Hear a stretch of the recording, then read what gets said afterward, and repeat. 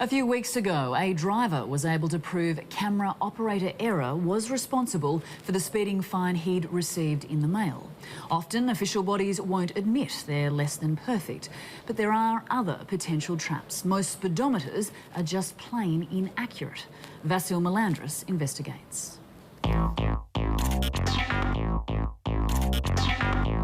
I'm just worried that we've allowed people in charge that shouldn't be in charge, that just don't deserve to be in their position. Speed is clearly the big item when it comes to road death.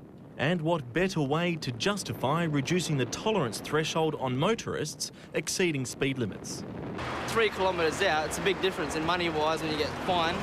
No one really knows the exact speed over the limit, which will incur a fine. Some say it's 5% or just 2 or 3 Ks if you're doing around 60 kilometres an hour. It's important information SAPOL seem reluctant to divulge. The question is just how precisely can the police measure your speed and how accurate is the average speedo? The cameras are accurate, they're verified and they're tested at every opportunity in accord with the legislation. Yes, but who tests the speed cameras? And who trains the police officers to make sure they know what they're doing when they use them? Your procedure and your people operating have to be examined as well. Les Felix is a metrologist, one of the few certified experts in the field of road measurement and calibration. He's even trained cops and consulted with government authorities, or at least tried to. I gave them CDs with all my work on it, explaining where all the information come from, how critical it was that they didn't go down this path.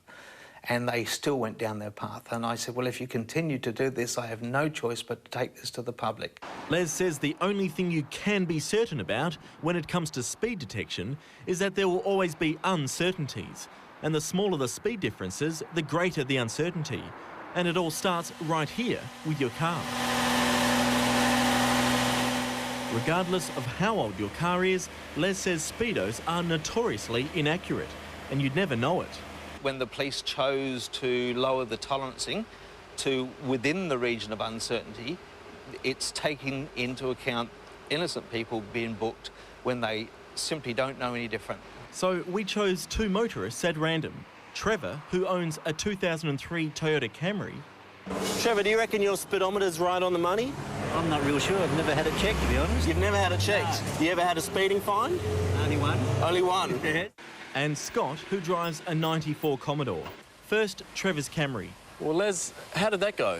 At 110, there was almost 4 kilometre an hour variation. If he wasn't careful, he could be done for driving too slowly. So, Les, what's the prognosis for Scott? Oh, I think Scott could easily be one of the victims of being booked by following his speedo. 5 Ks an hour over the limit at 25, 3 at 60, and then interestingly dropping down to 107 at the 110 mark. It really is up to the government to do something about it, and now that you know what your speedo's doing, is to drive accordingly. Yeah. Speed, I'm sorry you've got booked. You may wish to take this evidence and have a formal speed test done and take it to court, or as most people do, pay the fine and know that you've been dudded. It might look like nitpicking, but 1 or 2 extra Ks can earn you a fine of almost $300. Unfortunately for Scott, he copped it sweet and paid it. And until he finds a mechanic who'll adjust the speedometer, he'll have to play it very careful on the road. The police minister on television actually said that it doesn't really matter if a few innocent people get caught, and you're one of the few innocent people, and you don't matter.